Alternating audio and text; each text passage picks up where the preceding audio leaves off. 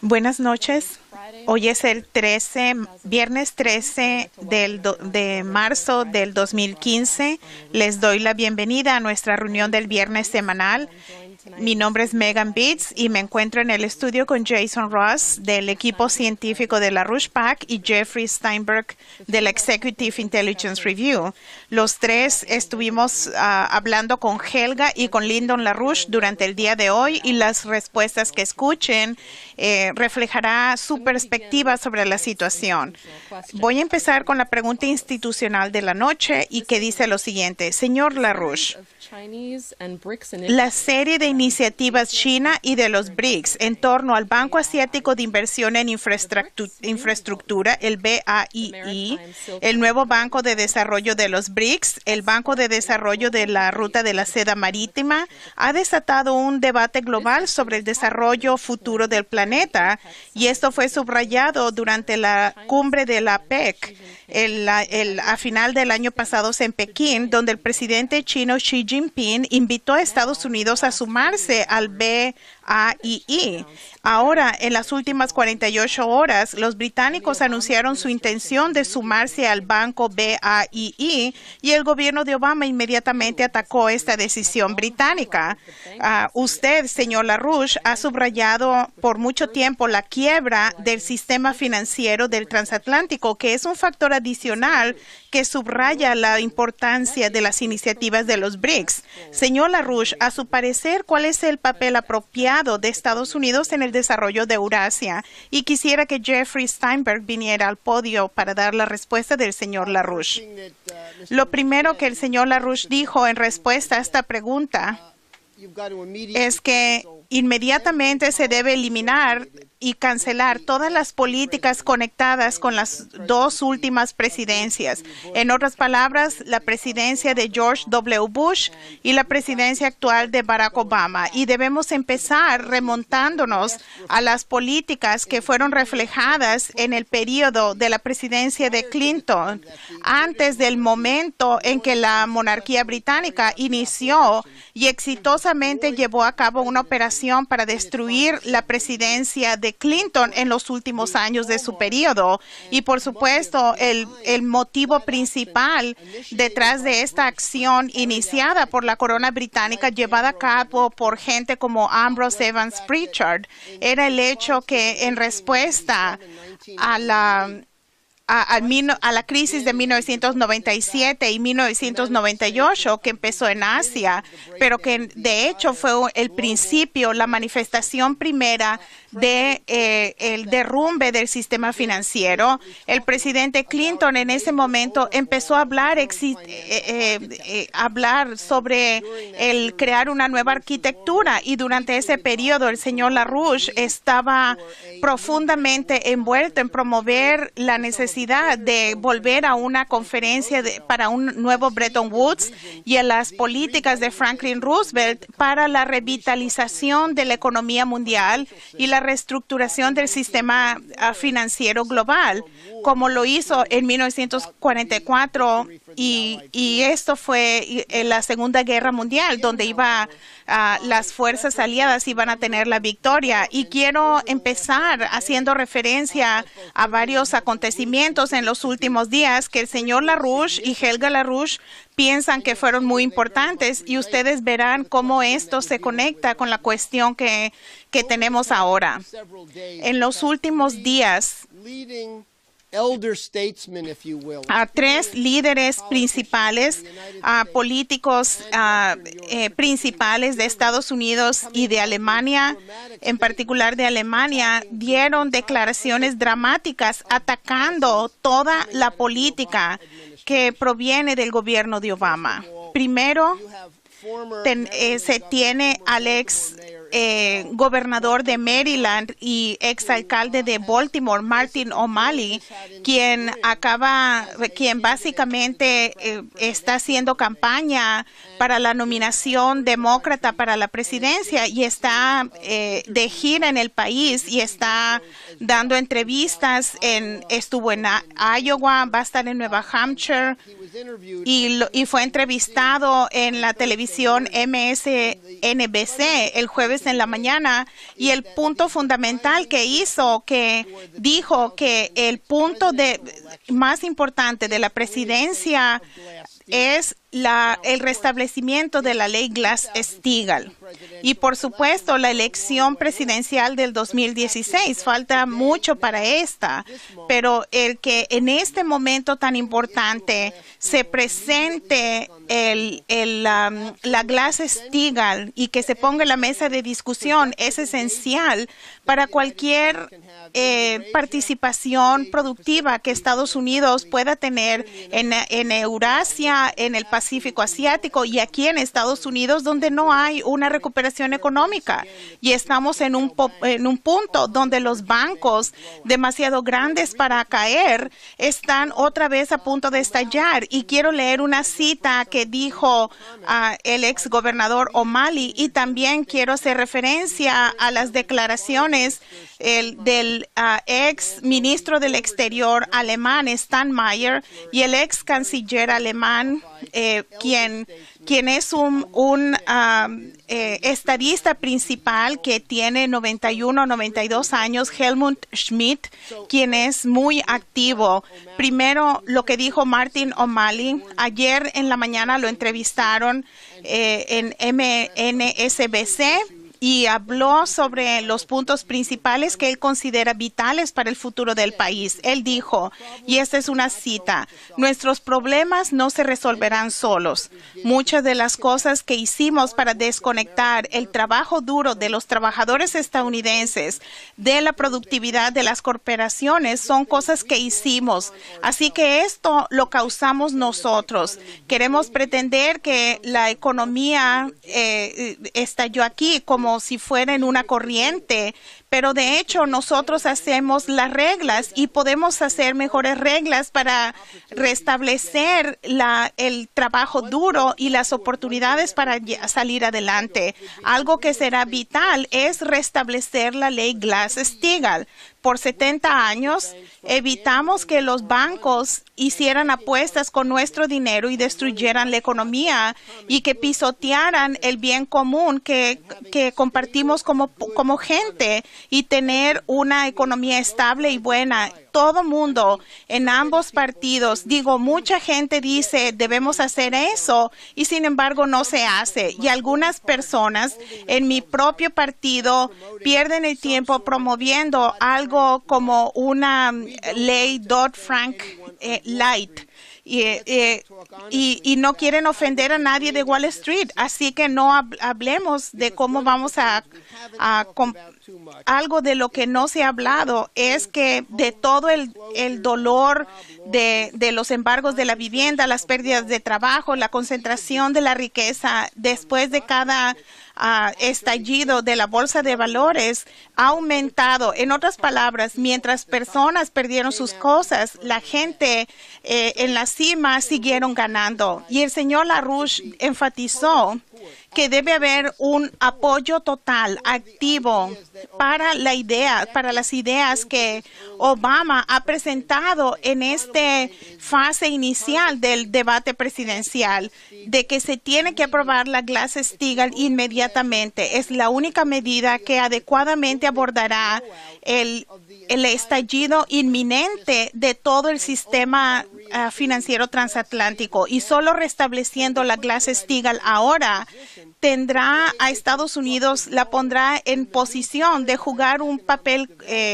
importante en el nuevo paradigma de desarrollo presentado por el liderazgo chino en particular y de los países de los BRICS. Así que Estados Unidos sí debe unirse a los BRICS, pero para hacer eso debemos primero rechazar todas las políticas actuales que las heredamos del gobierno de Bush y han seguido con el gobierno de Obama. Y si no hacemos eso, enfrentamos la perspectiva inminente de guerra global, incluso guerra termonuclear. Y estos fueron los puntos que se abordaron en los últimos días que el ministro del Exterior, Steinmeier, alemán, y el ex canciller Schmidt, y aquí tengo las citas de ambos de ellos.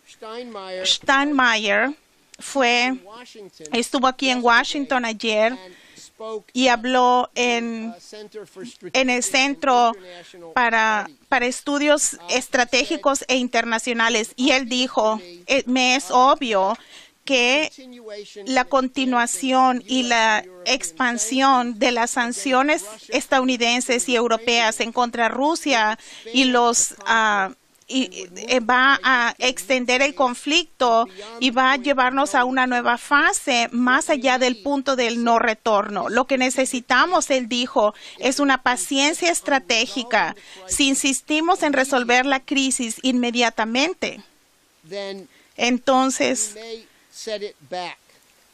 podríamos darle marcha atrás. A menudo en la diplomacia se puede empezar en días, pero tomaría décadas para terminar. Él no solo se refería a la amenaza de las sanciones, pero también se hizo referencia a los planes continuos de Estados Unidos de dar ayuda letal al gobierno ucraniano, una acción que haría que escalara el derrame de sangre. Y por supuesto, el problema es que muy poca gente en el oeste están dispuestos a abordar el problema que es Victoria Nuland, el hecho que hemos instalado a un gobierno lleno de neonazis del movimiento de bandera en el poder en Kiev, y ellos son la fuerza impulsora detrás del peligro de guerra, y darle armas, inclusive las llamadas armas de defensa en sus manos, será la receta para extender la guerra, ampliar la guerra, que nos llevará casi a un enfrentamiento de Estados Unidos y Rusia, lo que significaría una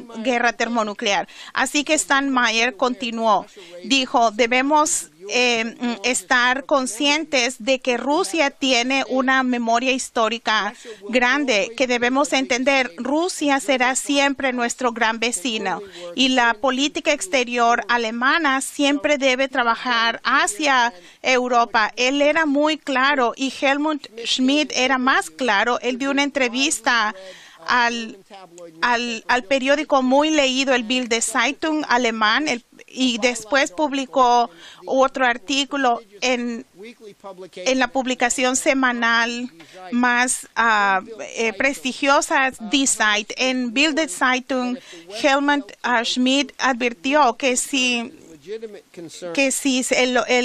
las preocupaciones de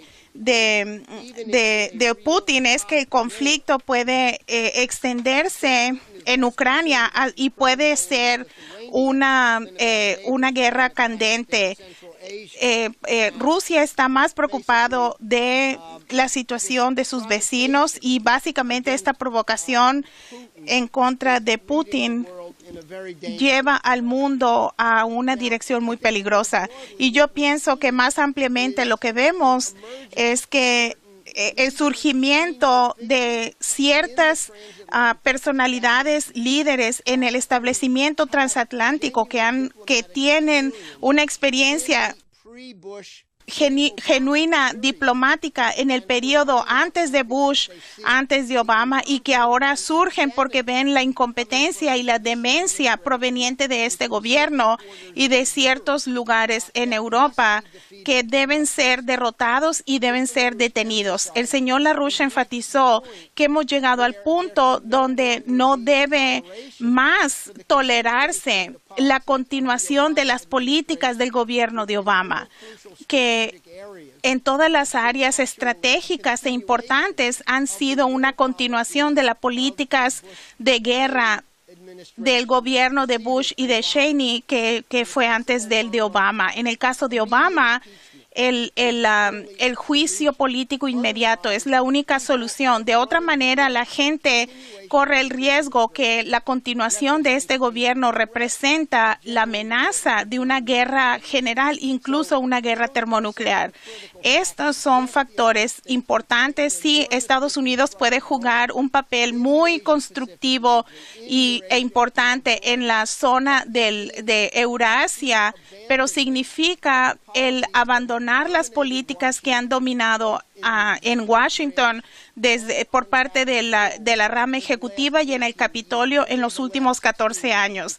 En verdad, en los últimos 16 años, porque al final, los últimos 2 años de la conferencia de la presidencia de Clinton se datan a cuando en 1998 la monarquía británica llevó a cabo un ataque total que llevó al juicio político de Clinton y el desviar el tipo de dirección en la que Clinton se dirigía de paso a paso cuando habló de la necesidad de una nueva arquitectura financiera global. Y el paso es eliminar todas las políticas de Bush y de Obama y de sacar a Obama de su puesto antes de que sigamos en el camino a un enfrentamiento directo con Rusia.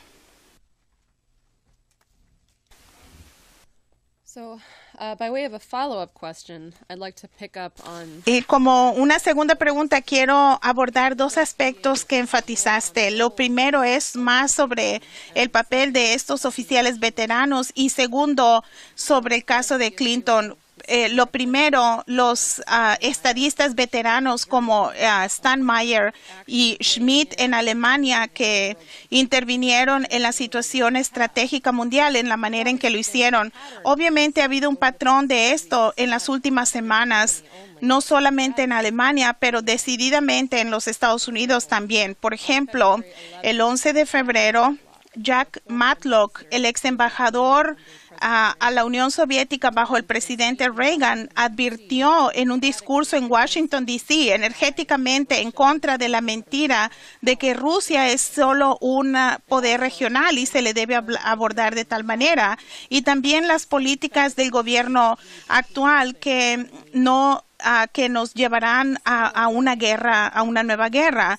Una advertencia similar vino de 2 ex senadores, el senador Sam Nunn y Richard Lugar, quien en 1991 fueron los autores de la legislación para la cooperación rusa-estadounidense en asegurar los arsenales nucleares de las 2 naciones. Y la otra advertencia vino de William Polk, veterano del Departamento de Estado y que fue miembro del equipo de gestión de crisis del presidente Kennedy, y Polk advirtió que como una nación caminamos hacia una crisis de misiles de Cuba a la inversa. Y en nuestra conversación de hoy con el señor LaRouche, él subrayó lo que se ha expresado, lo han expresado estos oficiales veteranos, que es una muy peligrosa falta de comprensión por parte de las generaciones más jóvenes. En otras palabras, las generaciones que están en el poder actualmente y las generaciones que van a tomar el poder. Y quisiera que elaboraras más sobre esto. Pero también en ese contexto quiero preguntarte que abordes algo que está conectado, que es lo que se le hizo a Bill Clinton. Y el señor LaRouche fue muy enfático sobre el hecho de que el ataque a Clinton y la degradación de Clinton fue dirigida por el Imperio Británico y fue un punto de inflexión que nos lleva a donde estamos ahora. Y quiero que Jeff desarrolle este punto porque nuestro público tal vez no esté muy familiarizado con esto.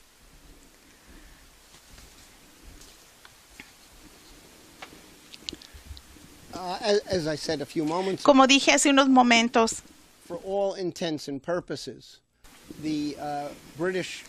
la monarquía británica usó un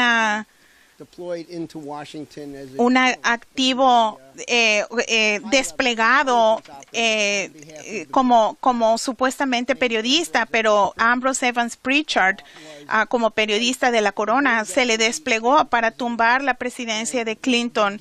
Y no empezó en 1998, empezó unos años antes, prácticamente en cuanto el presidente Clinton tomó la presidencia.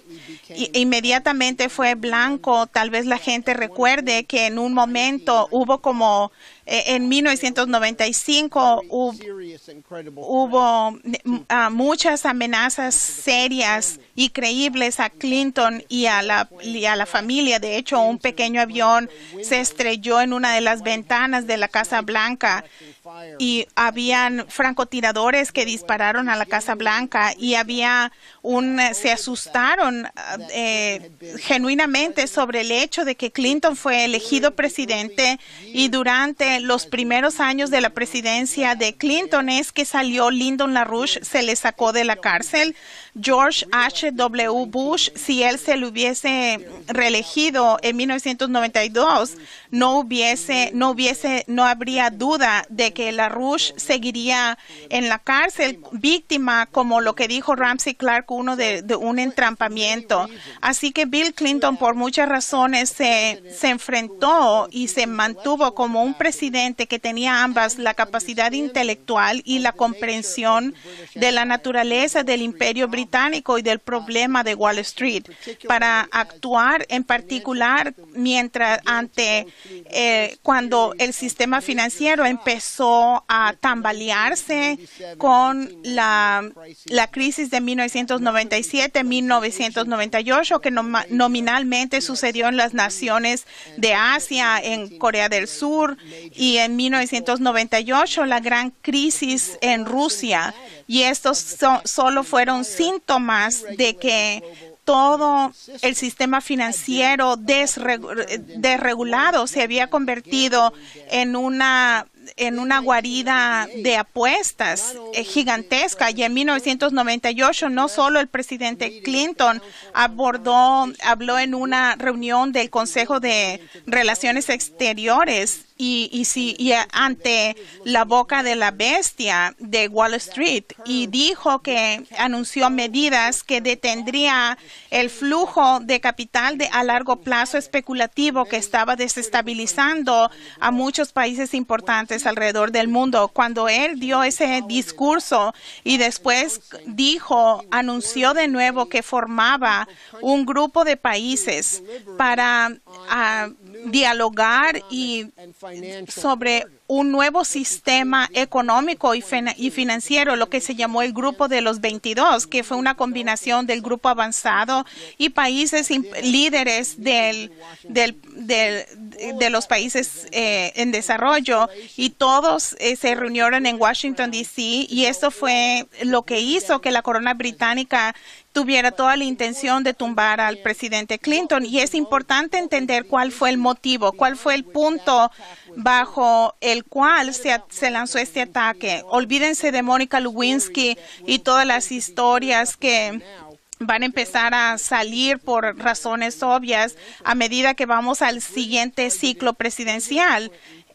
Los británicos atacaron al presidente Clinton por una razón. Él representaba el potencial de un presidente estadounidense de volver a las políticas, al tipo de políticas que se habían visto por última vez con Franklin Roosevelt, y después vimos destellos de esas políticas en los 1000 días de la presidencia de John F. Kennedy.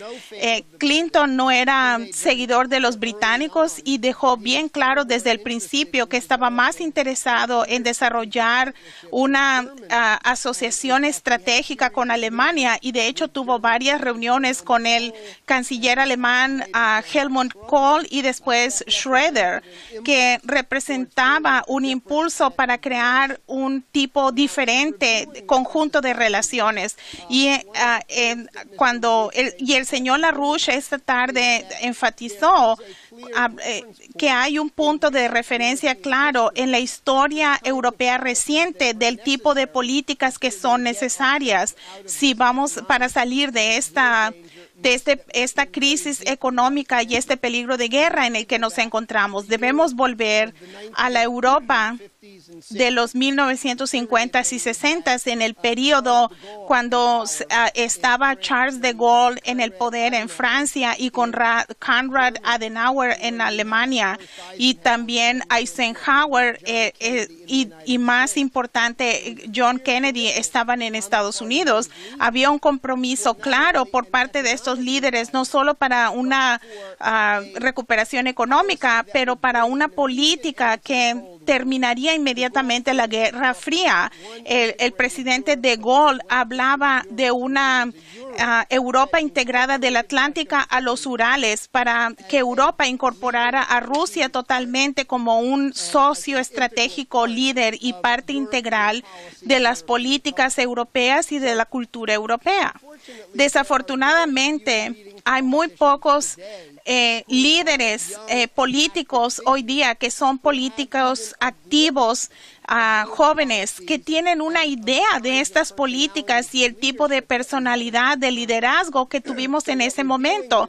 Así que lo que enfrentamos ahora es una crisis que tiene varias dimensiones. Una de las dimensiones es la crisis inmediata, es el peligro de la guerra, el derrumbe inminente del sistema transatlántico financiero. Y lo vemos en las declaraciones de Helmut Schmidt, de Steinmeier y de O'Malley y algunos otros diplomáticos veteranos que Megan citó, que evocan estas políticas. Pero hay un asunto más profundo: la generación actual de nuevos líderes políticos, e incluso más la generación que llegará a esas posiciones en 10 o en 20 años.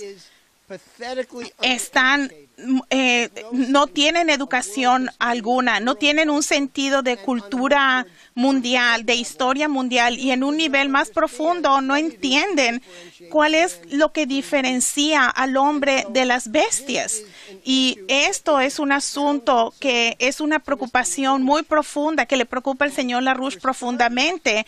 Para empezar, si vamos a llegar a cualquier lado para que Estados Unidos esté en armonía con el proceso de los BRICS y con cualquier futuro viable potencial para la humanidad, debemos empezar volviendo al punto anterior a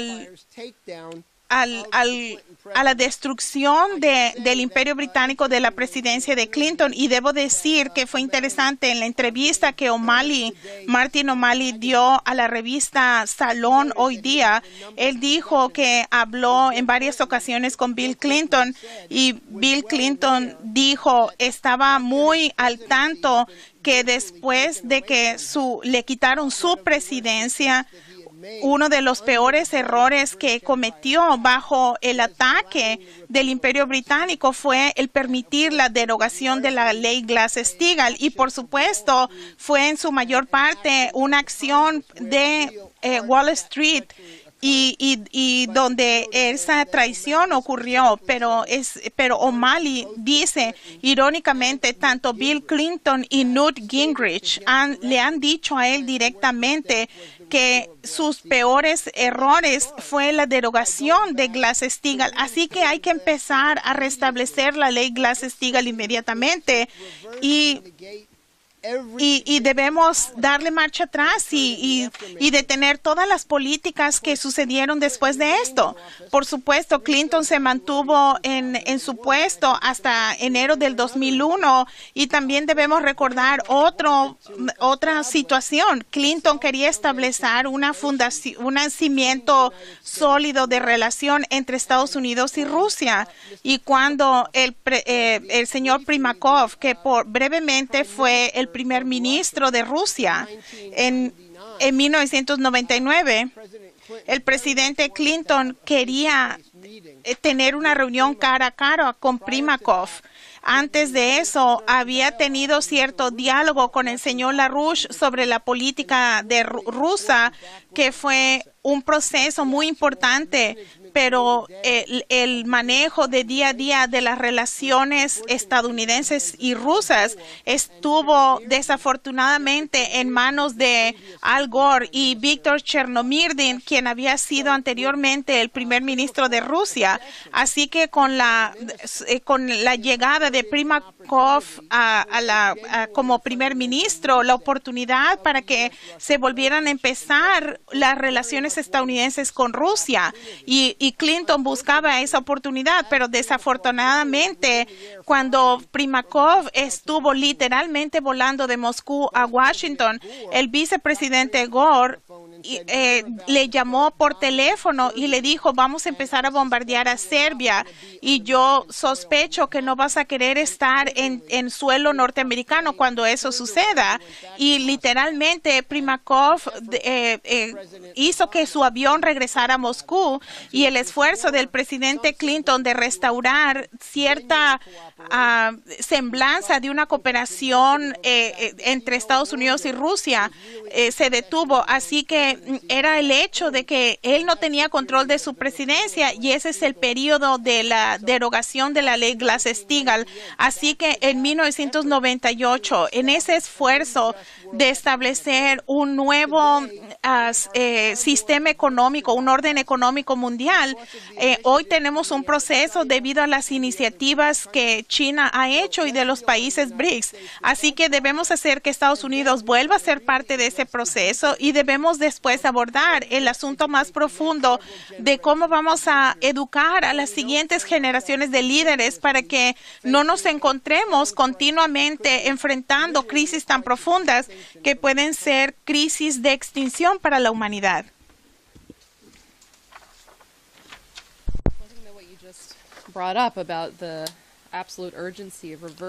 Creo que tenemos la urgencia absoluta de darle media vuelta a la degeneración de nuestra ciudadanía, en la forma de pensar la ciudadanía.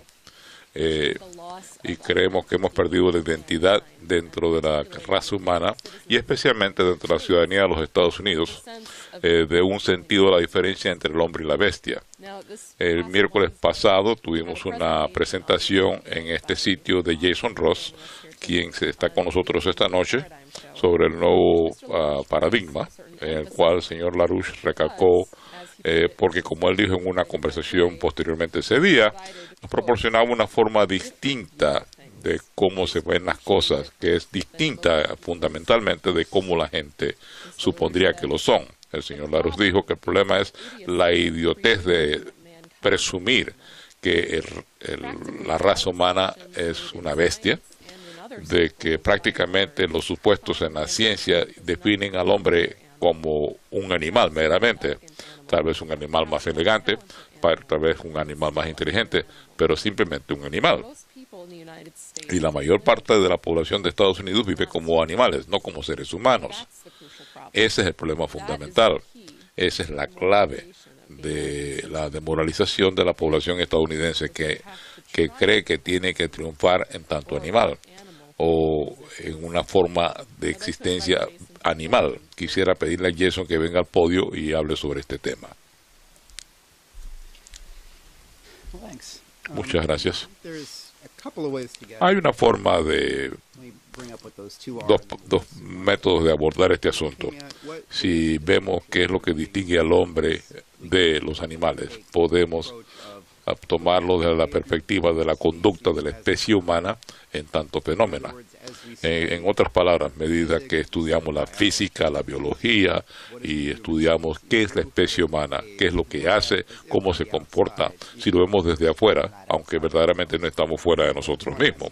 Ese es un aspecto. El otro aspecto es meternos en el proceso en el cual la raza humana crea este carácter singularmente humano. Meternos en ese proceso para hacer ese descubrimiento. Hace como un mes en este programa hicimos un ejemplo, el de Kepler, de cómo había creado un nuevo concepto. Esta vez vamos a abordarlo desde la otra perspectiva y ver lo que la especie humana hace desde la perspectiva de Vernadsky, para entender qué es lo que... So, in the there's a couple of different ways of this connection between mankind and the universe to be explored. in one respect, you could look at what occurs in the work of a scientist. This is a person who, if they're successful at discovering something new, has created a new understanding about the universe that changes our power in it, allows us to do new things, has increased our understanding. They've discovered something. They've directly, through the use of their mind, come into coherence with a new aspect of how the universe operates, an aspect that the mind can understand. If there wasn't a coherence between our minds and the universe, then how could thoughts have any power over it? The fact that we change how we live from generation to generation, I think, makes it very clear that the power of the mind is in coherence with an actual physical principle in nature. If not, how would it have an effect? Another aspect, look at political leaders. We've been looking recently, as Megan went through last week, in the case of Joan of Arc, who she didn't have votes. She didn't have a political position. She didn't have a powerful lobbying firm. She didn't receive large amounts of corporate contributions. And, she didn't do any of these things. But as a person who made a decision to be the person who was going to make sure that France was saved from the English at that time, she changed history. She was a person. Dr. Martin Luther King is a person. You are a person. Lyndon LaRouche is a person. In all of these cases, although, there are backgrounds to them, take the case of LaRouche, for example. He didn't have a movement. It didn't just come out of the blue. After World War II, he made a decision based on what he recognized was his unique knowledge about the economy and the responsibility that went with that, and that also drove that discovery, to make sure that the U.S. didn't go down a track which he recognized very early on was going to be one of an economic collapse, and as he later saw, would create fascism inside the United States. He did it. As an individual person, he's changed history. Joan of Arc changed history. Martin Luther King changed history. Individual people can reshape the direction that the world goes.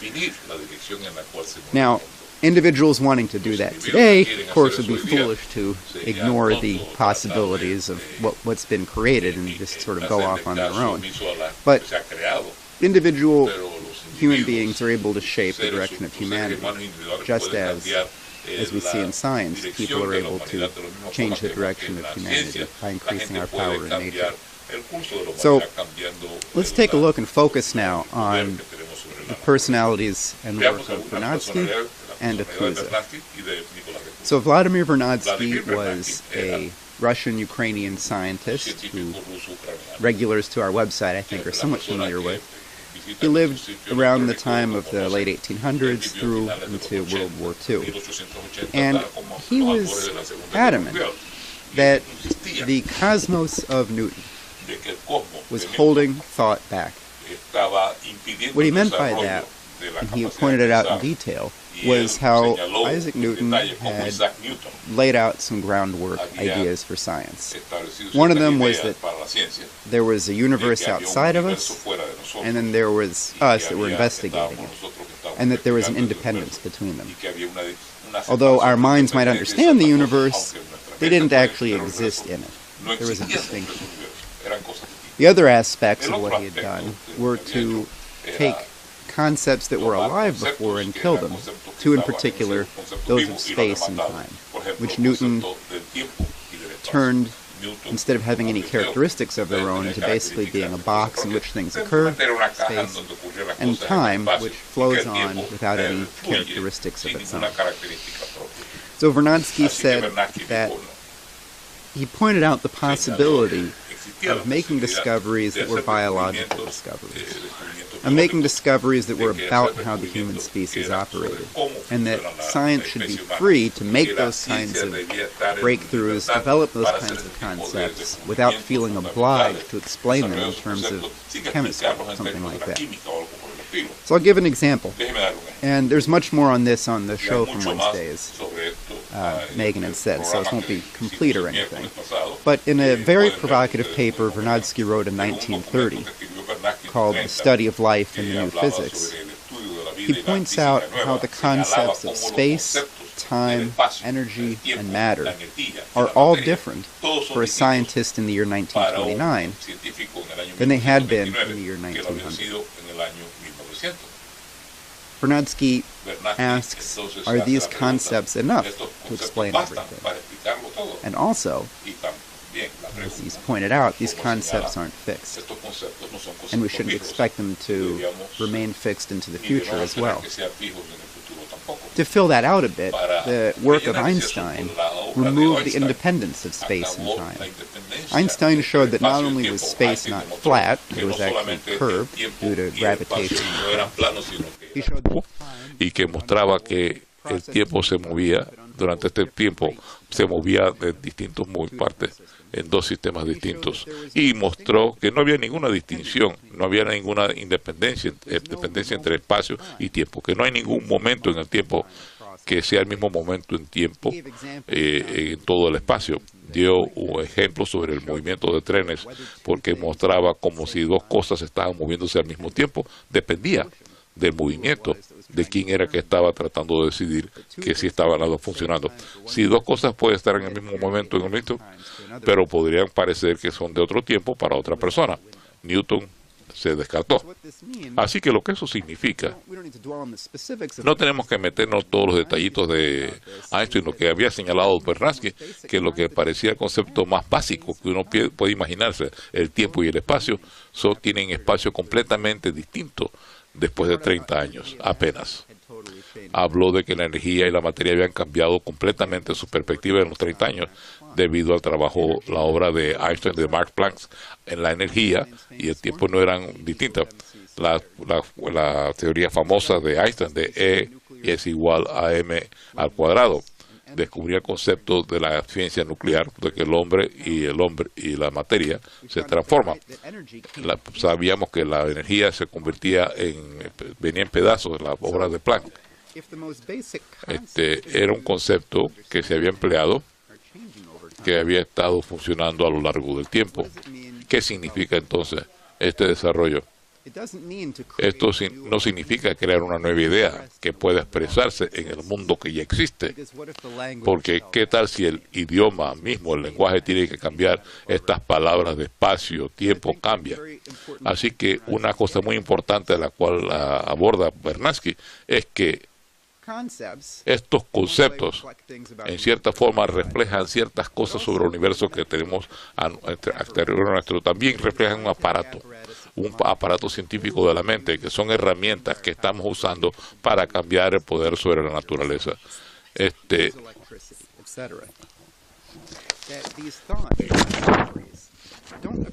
descubrimientos son abstractos, no ocurren en el tiempo, ocurren en la obra de seres humanos, los hacen seres humanos. La ciencia es una actividad humana, no ocurre por cuenta propia, la gente hace que ocurra. Otra de las otras cosas que implica esto es que, aunque no hay ninguna distinción, ninguna independencia entre el tiempo y el espacio, todavía existe en el proceso de descubrimiento una forma de apartarse de esto. Vamos a tocar ese punto en un momentito. Pero déjeme decir un par de cositas sobre Nicolás de Cusa. Cusa, quien vivió en los 1400, lo hizo todo, en verdad. Creó la ciencia moderna, estaba trabajando con el Vaticano, tratando de resolver la diferencia entre las iglesias, entre la iglesia ortodoxa y la iglesia romana.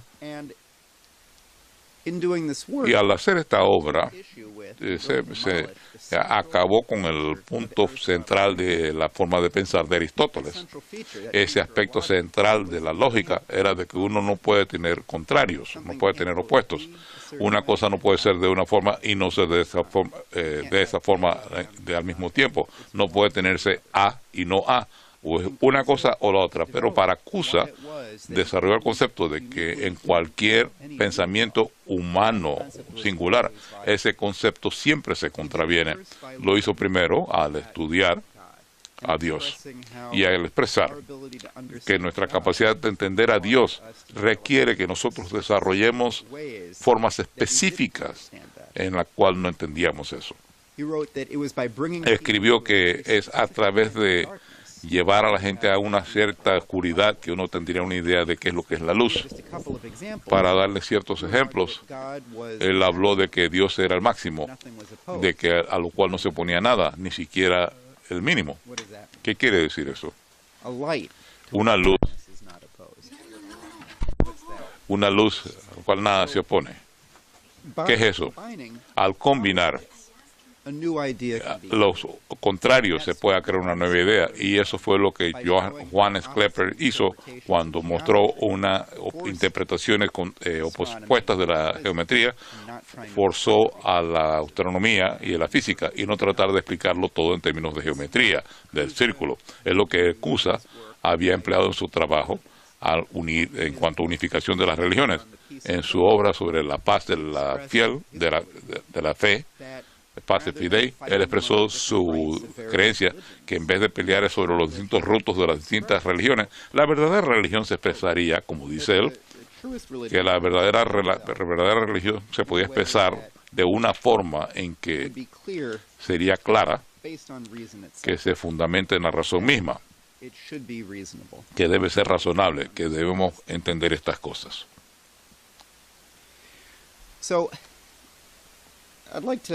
Quisiera no decir mucho sobre el respecto. Es sencillo pasar por todo esto en un breve periodo de tiempo, es difícil. Los quiero remitir a que vean lo que hicimos el miércoles, pero creo que es muy importante señalar y recalcar que esta característica de nosotros mismos, de ser capaces de crear cosas que la inteligencia artificial nunca pudiera crear. Por ejemplo, lo que hizo Kepler, básicamente se le hizo la pregunta a Kepler, trató de responder una pregunta que otros astrónomos habían tratado de resolver. ¿Cuál es la excentricidad de la órbita de Marte? ¿Qué tan largos son estos puntos de cada uno en la órbita? Él dijo que eso no tiene respuesta, no se podía tener respuesta. ¿Cómo podría una computadora hacer esa pregunta? Y revelarle al programador que piense de una forma distinta y ofrecerle un nuevo concepto en un lenguaje que no existía para expresar eso. No es posible. Así que esta distinción entre los seres humanos y las computadoras es un desafío que gente que se preocupa sobre la inteligencia artificial, de que los robots se van a hacer más inteligentes que los seres humanos, de que esto va a ocurrir mañana, esto va a estar terrible, porque los robots van a llegar a convencimiento que no lo necesitan. No se preocupen por eso, no puede ocurrir. Lo que la gente hace que se preocupen por ese tipo de preocupaciones es porque no tienen una idea de lo que es un descubrimiento, y usted piensa que una computadora puede hacerlo. La alegría del descubrimiento, de pasar por este trabajo, tratar de resolver este tipo de gran arte, uno obtiene un cierto sentido de que esto es refrescante, no solamente en el sentido emocional de tener la gran alegría, pero es porque vive en la mente ese sentido de universalidad que sí tenemos en común nosotros en tanto gente a lo largo de los tiempos, a lo largo del espacio. Lyndon LaRouche habla sobre la simultaneidad de la eternidad. Piensen en eso, la simultaneidad de la eternidad. Todos estos momentos del pasado y el futuro que son simultáneos. Cusa habló sobre un tiempo sin tiempo en la experiencia de los seres humanos. Y nosotros, a medida que abordamos desafíos históricos, que abordamos desafíos científicos, cuando tratamos de resolver cosas de este tipo, reconocemos la universalidad que compartimos no solamente entre las gentes de distintas partes del mundo, sino reconocemos que todos somos seres humanos. El sentimiento de descubrimiento no es algo que tiene un sabor cultural, pero ese conocimiento que existe como un poder simplemente es universal para todos los pueblos y nos saca del tiempo. Y cuando nos saca el tiempo, estamos en el mismo tiempo que Kepler. Estamos en el mismo tiempo, en la misma dirección que Benjamin Franklin, por ejemplo. Quisiera leer la conclusión de un documento, conclusión de un documento que aparece en el programa que hicimos el miércoles, contrario a la visión de Aristóteles de que los opuestos no pueden coexistir, o el punto de vista de la gente que son logísticas, que todas las conclusiones son contrarias a la premisa original. Nicolás de Cusa decía que lo primario era el proceso de descubrimiento mismo, donde las contradicciones llevan a la mente a crear hipótesis de nuevos conceptos que no se pueden derivar del pasado, una conclusión que desafía la premisa.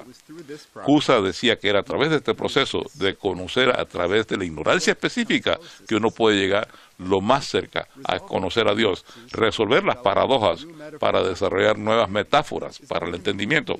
Es más que una técnica para llegar a una verdad física. Este proceso es la sustancia más real de la naturaleza. Como vemos, no hay un espacio natural, no hay un tiempo del cual se puede hablar en la naturaleza. Estos conceptos cambiaron en solamente 3 décadas al principio del siglo pasado. Todos los seres humanos nacen con el potencial de aplicar este proceso de descubrimiento, de existir en la inmortalidad eficiente, descubrir principios que se pueden aplicar para el desarrollo de la raza humana, y que entonces uno puede invitar al resto de los seres humanos a participar en este descubrimiento.